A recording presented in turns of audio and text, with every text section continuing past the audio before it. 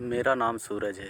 आज मैं आपको अपनी कहानी बताने वाला हूँ। मैं करीब 10 साल से एक लड़की को प्यार करता हूँ। वो है निधि। निधि मेरे घर के पड़ोस में ही रहती है। मुझे उससे पहली नज़र में ही प्यार हो गया था। वो मेरे उस समय का प्यार है जब मैं यह भी नहीं जानता था कि प्यार क्या होता है। मेरे कपड़े का बिजनेस है, काफ़ी अच्छा है। मेरी और कोई भी इच्छा नहीं है सिवाय निधि को अपनी ज़िंदगी में लाने के। हम दोनों अभी तो बहुत अच्छे दोस्त थे। निधि मुझसे सारी बातें शेयर करती थी। अभी तक मैंने उसे प्यार का इजहार नहीं किया है। निधि का एक सपना है कि उसे मुंबई जाकर एक एक्ट्रेस बनना है, फिल्मों या टीवी में। इसलिए मैं उसका सपना पूरा करने के लिए उसकी मदद की, उसके घर वालों को मनाया और उसे मुंबई में भी छोड़कर आया था। निधि के पास पापा उसके बचपन में ही चल बसे थे। उसके मम्मी के साथ वो अपनी मामा के यहाँ रहती थी।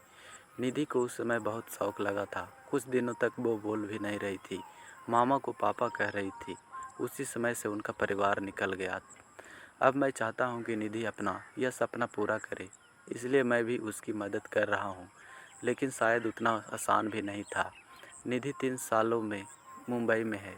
उससे बात करता रहता है, कभी कभी मिल भी आता हूँ। मेरे दोस्त मुझे कहते हैं कि मैं निधि को प्रपोज कर दूँ।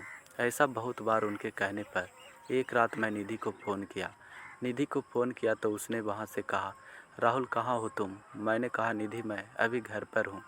वो बोली, घर? मुझे यहाँ एयरपोर्ट पर छोड़ दिया है। मुझे कुछ समझ नहीं आया। मैंने बोला, निधि मैं राहुल। वो फिर बोली, हाँ बोलो। मैंने बोला कि मुझे तुम्हें कुछ कहना है। ऐसा कहकर मैं आई लव यू बोल दिया और मेरी खुशी का कोई ठिकाना नहीं रहा।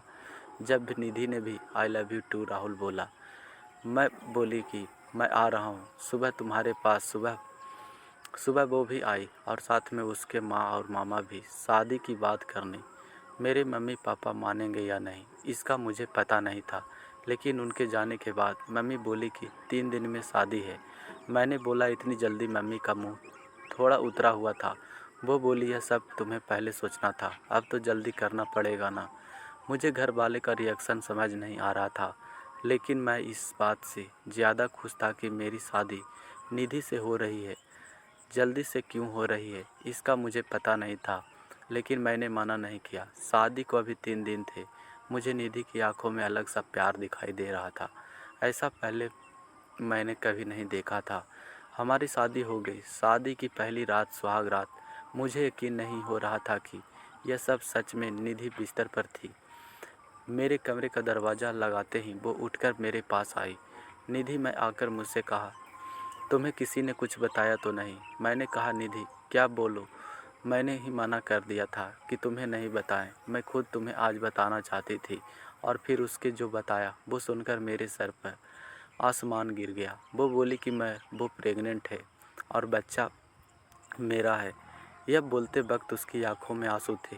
यह बोलकर वो मेरे गले लग गई। लेकिन यह कैसे हो सकता है? यह पहली बार था जब हम लोग गले लग रहे थे, तो यह बच्चा मेरा कैसे हो सकता था?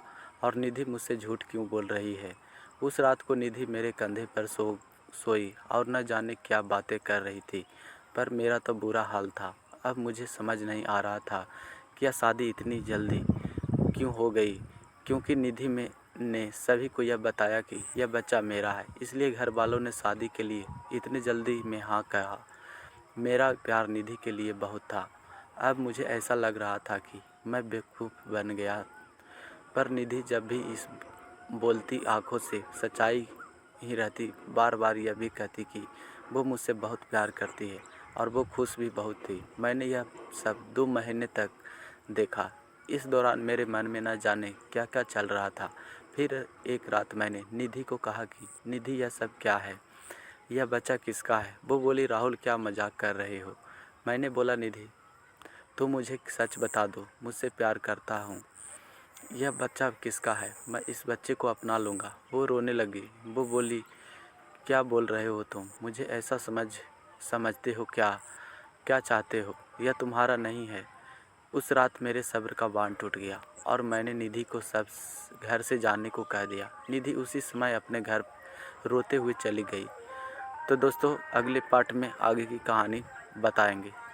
तो ये कहानी कैसी लगी? अगर अच्छी लगी हो तो वीडियो को लाइक करें और चैनल को सब्सक्राइब करें। धन्यवाद।